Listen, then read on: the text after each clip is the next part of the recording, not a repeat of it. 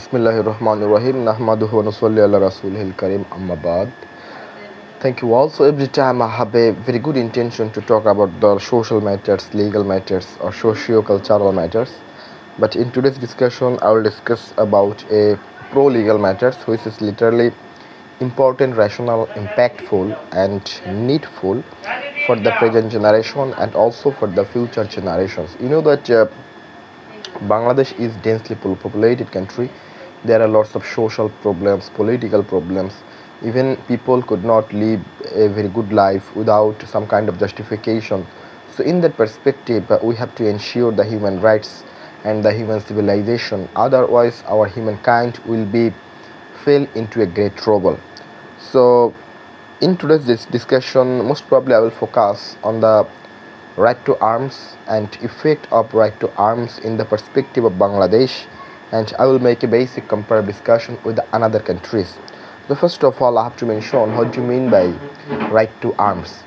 Right to arms is a kind of right which is most probably a fundamental right, because every person has right to life and dignity.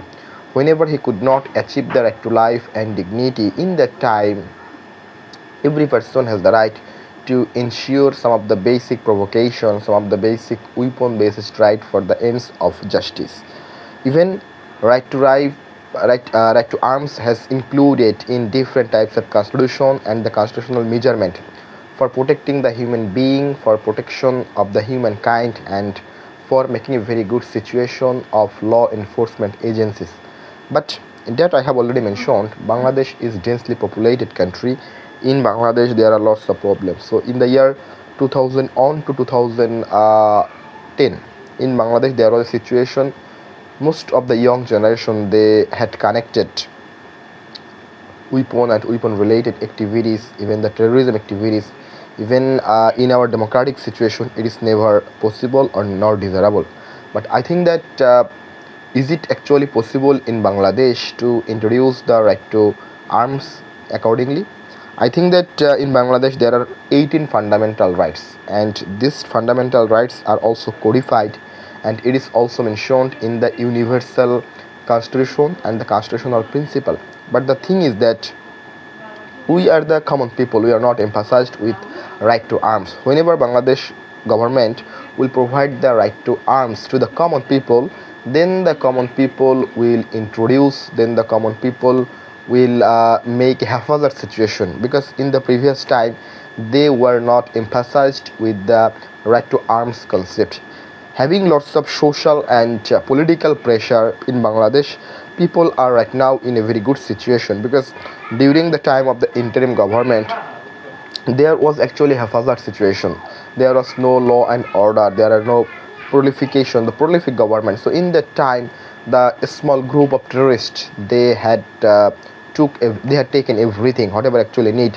Even there are no right to life and no system of law enforcement agencies. But the debate is ongoing on right to arms has lots of controversies. The first controversy is that before making a very good decision, I can give you some of the advantage of right to arms. So the modern state, the development states, they believe in the human dignity and the individual statesmanship. But I think that if you take the law in your own hand, there are some of the basic good prolification, but there are also some disadvantages also.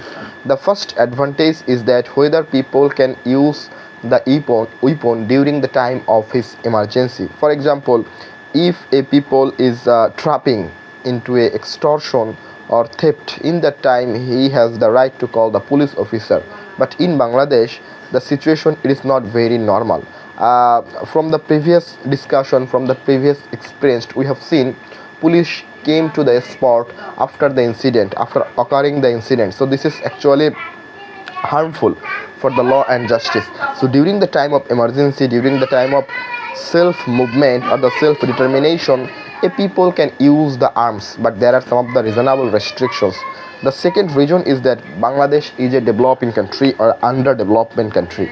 So whenever it is an underdeveloping country, people actually not know about the legal fact and the legal circumstances, and in that vacuum the terrorists actually they have taken these types of advantages from the common people. They know that if they are emphasized with the terrorism activities or the human trafficking activities, after a certain period of time, after a certain period of limitation, they will get rid of from the legal burden and the social burden. But whenever people has arms, whenever people can use these types of weapon related activities in its common lifestyle, that would be much more better for the Bangladeshi citizen. The third reason is that after the independence in the year of 2074, in Bangladesh there was a party. The party's name is Shorbohara Party.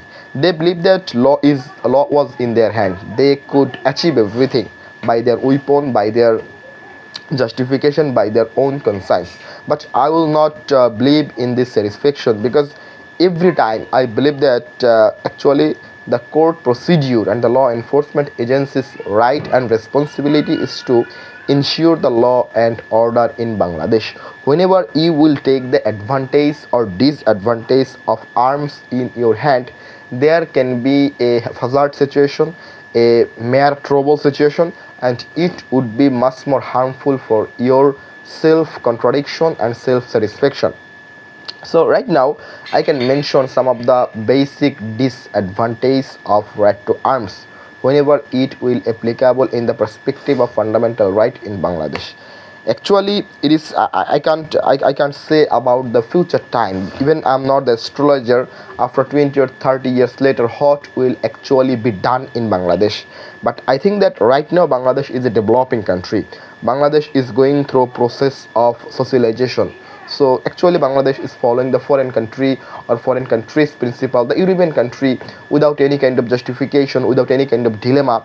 They permit their citizen to use the arms during the time of emergency. But in Bangladesh, if the Bangladeshi government is permitting the common people, the citizen, to use the arms during the time of emergency, that would be backfire, because people actually use these arms against themselves. They will interpret the emergency, but actual emergency has not come yet. So I think that in Bangladesh, right to arms as fundamental right will get into trouble in the future time. The second reason is that geographically we are vulnerable.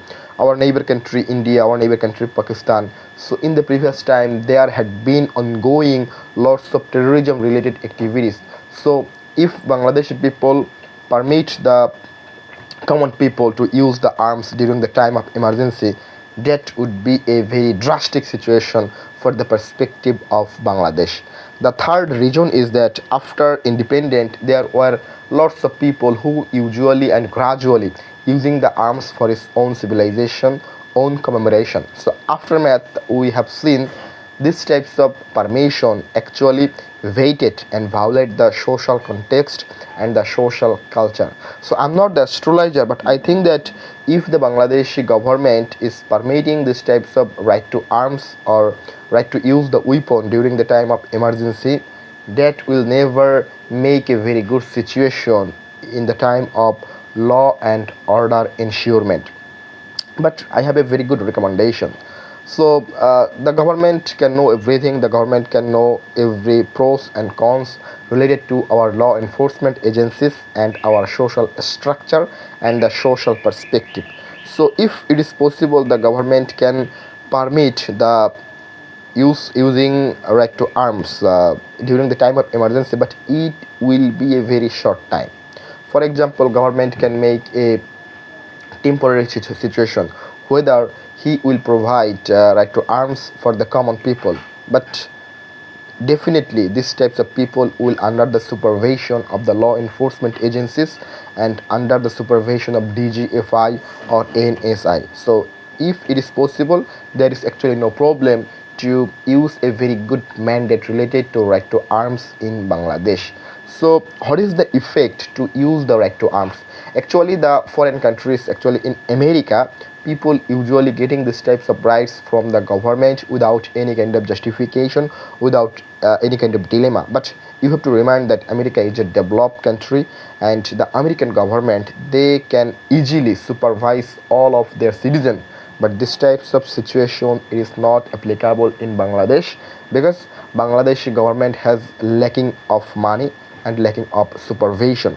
So I think that as a common people or as an advocate, it is totally ridiculous to make a basic comparative situation, to make a basic comparative discussion with American people, because Bangladesh is an underdeveloped country. Here are lots of social, political, and cultural problems. But we can talk about the matter of what should I say? We can talk about the matter of ensure the law enforcement agencies properly. We should make a way wherein the law enforcement agencies they can do their activities, they can do their rational activities without any kind of dilemma, without any kind of problem. So it might be a very good decision for the Bangladeshi government to reintroduce the matter of socialization in the perspective of law enforcement agencies in Bangladesh.